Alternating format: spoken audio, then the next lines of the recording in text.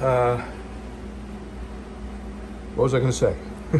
These are the knives I've been working on. The dinner skinner and the neck knife for bow. And these are going to a couple of college grads. Got two of these. And these are going to be satin finished, both of them. But what I do is I polish them up on my buffer. And then I come back with some 800.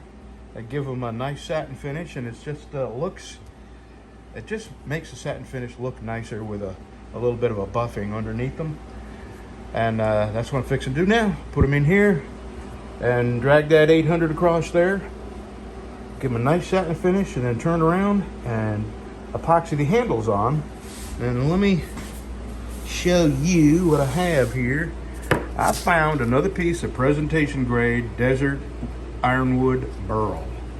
Look at that. As a matter of fact, hold on one second.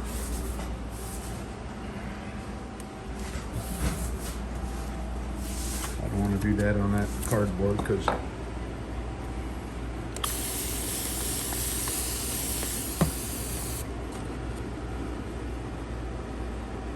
that's what that burl is going to look like. It's going to be beautiful. This is a $70 piece of wood here, and I'm fixing to make a sharpfinger and use this on it. All right, let me get putting a satin finish on them other two. And here are the wood for those two. All right, there's my satin finish.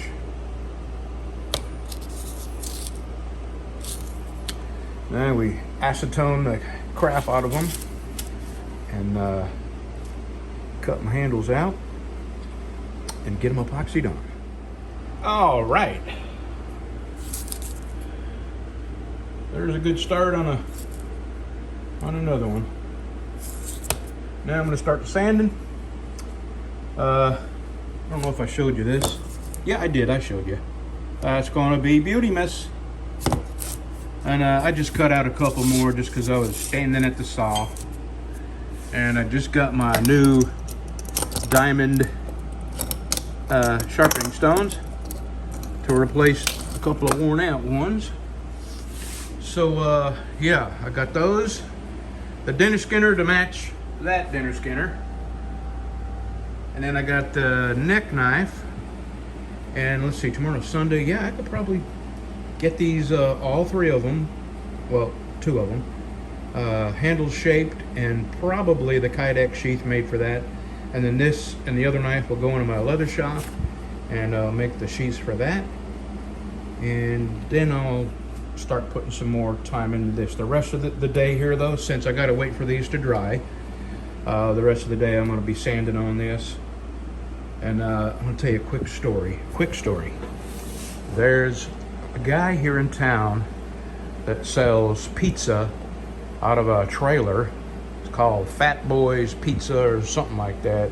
Doughboys Pizza.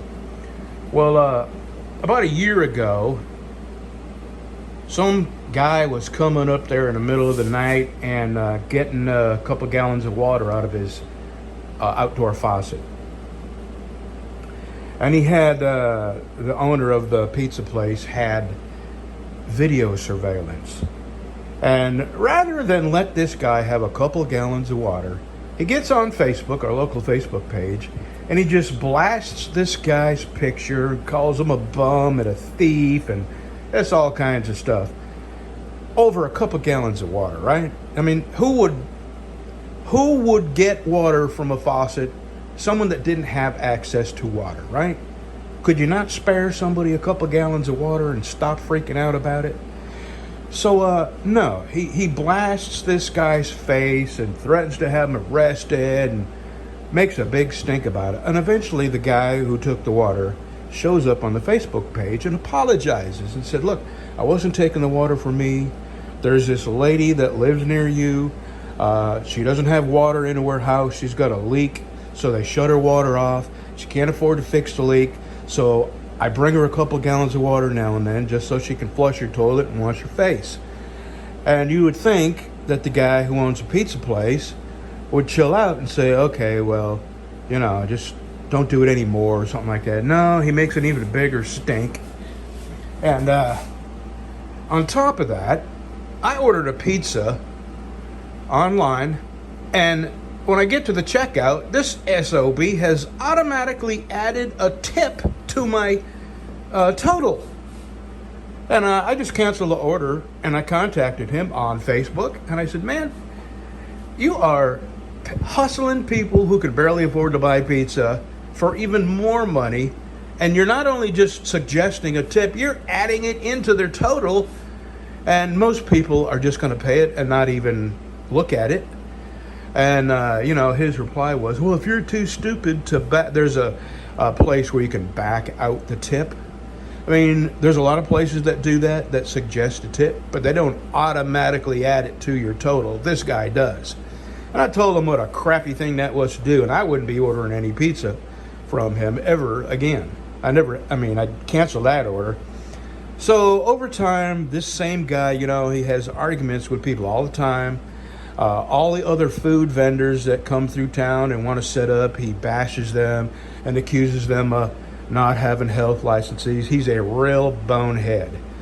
And so flash forward to a few days ago, I put an ad on our local Facebook page asking for someone that wanted to make some quick cash. Now, I wasn't asking for anybody to come do this for free. I was willing to, my wife and I agreed that we were willing to pay up to $200 to have somebody crawl through that hole right there, go about 15 feet, fix my leak, and come out. 20 minutes. I was willing to pay a couple $100. And I had one guy over, okay, remember the guy who got my shop cat? Well, he offered to come do it, but he got tied up with work, stuck in Dallas, so I understand. And then the only other person that offered to help me was my friend David. But David works 12 hours a day. I'm not going to bother David unless I absolutely have to. And I knew this was something I could do. So in the next couple of days, my doctor released me to normal activity. So I stopped by Home Depot and I bought $65 worth of parts. And I carefully got under there. I was careful not to drag my belly on anything. And anyway, I did it. So last night, I saw it this morning. The guy that owns the pizza place messages me on Facebook, public, makes it public. He says, well, if you'd have been a little nicer to my business, I might have helped you. And I said, no, man, you wouldn't have helped me. You wouldn't let a guy have 2 or 3 gallons of water. There's no way you would have helped me. And you're the guy that hustles his customers for tips instead of paying his employees a livable wage. Anyway, we went back and forth a couple times. And then I said, look, man, you just keep selling your ptomaine pizza and pimping your customers for tips, and I'll handle my own business, And the last thing I said was, and I know enough about your character and type of personality that you won't be happy unless you have the last word. So this is my last word, and you can go ahead. And you know what he did? Which is probably the smart thing. He went and erased his original comment, which eliminates all the other replies. This guy is a super freaking douchebag, man. And I can't believe anybody buys his stinking lousy pizza. And he's a horrible human. And I can't believe he's in business because he's such a big douchebag. So there's my story. It's over. And I don't usually have trouble with people, but this guy is a complete bonehead. And I wasn't going to let him get away with saying he would help me if I had been nicer to his business. Yeah, right. Yeah, you wouldn't even let a guy have a couple of gallons of water. You were going to call the police on a guy for taking 2 gallons of water. Like you're going to do something charitable, kind, or good-hearted. Anyway, I'm going to start sanding. Sorry to bore you. It's just something that happened today, and I've been thinking about it all morning, what a jerk this guy is. And so here I go. Let's get to sanding. All right. I got 180, 220. That's 320. And I'm going to call it a day. It's about 1 o'clock in the afternoon. I've been out here since, it was dark, so about 5:30 or 6. So I've made some real quick progress on that. It's coming out really nice. I got these 2 I can make. I got some new wood in a couple of days ago. Let's see here.